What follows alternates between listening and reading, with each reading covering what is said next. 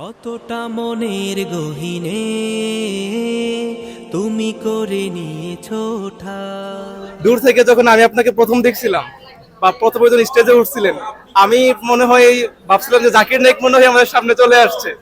তো এই জিনিসটা আমি আবার আমার সাথে যারা ছিল তারাও এই জিনিসটা সেম ভাবে নোটিস করছে। তো আপনি এটা কিভাবে দেখেন যে তো ভাবনাটা আসলে ভাবনা না, যখন আপনি ভাবনাকে ফোকাস করবেন ভাবনাটা আসলে বাস্তব হয়ে যাবে। তো আপনি বাস্তবে জাকির নায়ককে দেখছেন, আমি আসলে আনোয়ার হোসেন।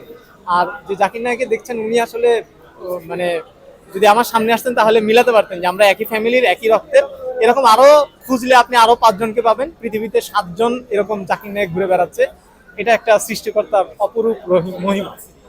আচ্ছা, আপনি কি হচ্ছে জাকির নায়কের মতো লাইফস্টাইল ক্রিয়েট করার জন্য বা ওইরকম ভাবে কি কোনো চেষ্টা করেন?